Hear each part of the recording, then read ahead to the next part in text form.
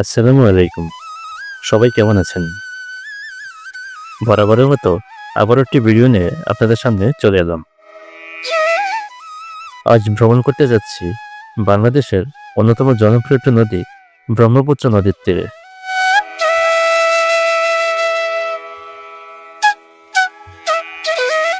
তাই সকাল সকাল অটো ভাড়া করে রওনা হয়ে গেলাম। সেখানকার মানুষের জীবনযাপন, পরিবেশ সবকিছুই আজ আপনাদের সাথে শেয়ার করব। তাহলে চলুন যাওয়া যাক। শুরুতেই জানিয়ে দিচ্ছি আজকের ভিডিওতে যা থাকছে: Char Alge park, Bhabnagar restaurant, Nadiprantar restaurant, দুইকোণের restaurant, Sabuj Pata and coffee house restaurant, dream river restaurant এবং লেজার কসমেটিক্স অ্যান্ড খেলনাঘর। আশপাশে প্রাকৃতিক দৃশ্য, গাছপালা, ঘরবাড়ি দেখতে দেখতে চলে এলাম গফরগাঁও বিশ্ব রোড মোড়।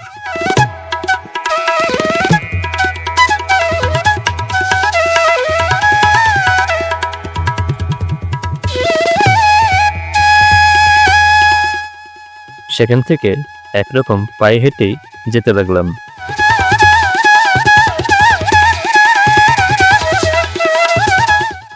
এই নদীকে কেন্দ্র করেই অনেক গল্প, কবিতা, গান তৈরি হয়েছে।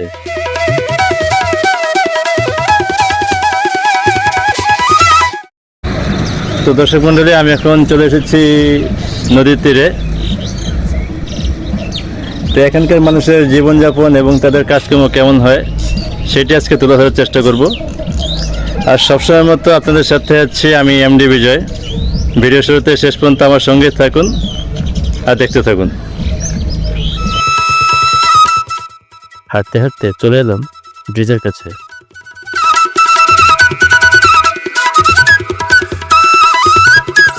সামনে এগোতেই ডান থেকে চোখে পড়ল ভাবনগর রেস্টুরেন্ট।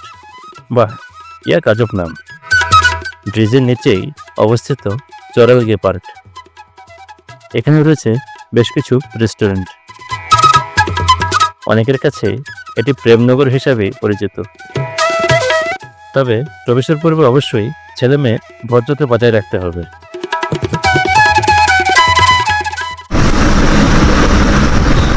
এখানে আসলে প্রচন্ড গরম, তাই দুইখানে হোটেলে চলে এলাম।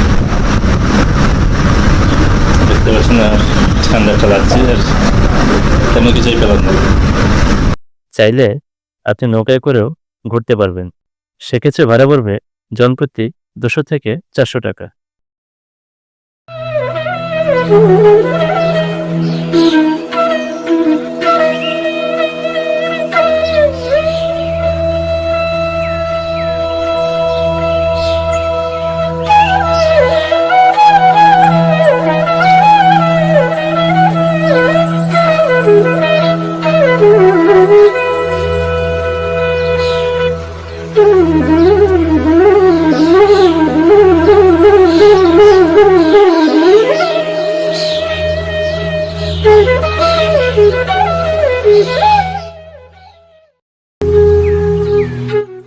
এর উৎপত্তি হয়েছে সুদূর হিমালয় থেকে।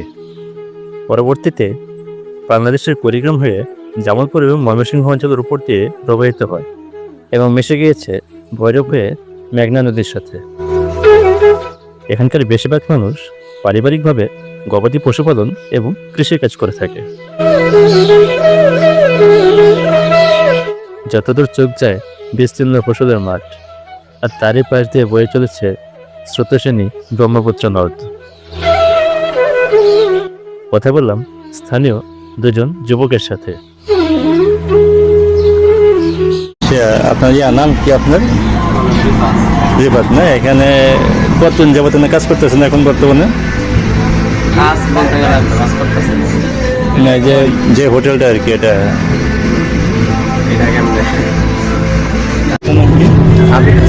আবির হাসান। আপনি কি কাজ করেন? বর্তমান কিছু করতেছি না, বিদেশ যাওয়ার চিন্তা ভাবনা আছে। বিদেশের চিন্তা ভাবনা আছে। আচ্ছা, এই নদী এলাকায় আপনারা কতদিন যাবত এখানে বসবাস করতেছেন? আমরা এখানে ছোট থেকে বসবাস করতেছি। আমার দাদারাও মানে এদিকে, আমরা এখানে স্থানীয়। আচ্ছা আচ্ছা আচ্ছা। তো এখানে এই যে আগে যে দেখতাম যে বড় বড় যে কাঠের নৌকাগুলো তারপরে থাকতো, মানে এগুলো তো মানে একদম মানে দেখাই যায় না, মানে এগুলো গেল। হ্যাঁ, এগুলা এখন আর ইউজ করা হয় না, মাঝে মধ্যে যারা মাছ মারে তাদের জন্য ইউজ করে তারা।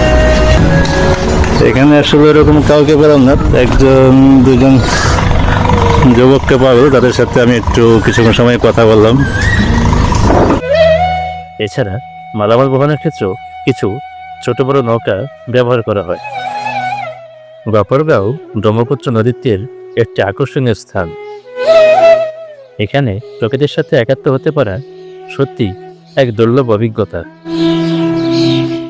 আপনি যদি প্রকৃতি প্রেমিক হন, নদীর তীরের অপরূপ দৃশ্য আপনার হৃদয়কে ছুঁয়ে যাবে।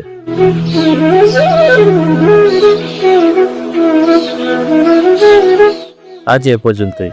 ভিডিওটি যদি ভালো লেগে থাকে তাহলে কমেন্টে জানান আপনার মূল্যবান কথা, আর বন্ধুদের সাথে শেয়ার করুন। দেখা হবে নতুন কোনো জায়গায়, নতুন কোনো পরিবেশে। সে পর্যন্ত সবাই ভালো থাকুন, সুস্থ থাকুন। আসসালামু আলাইকুম।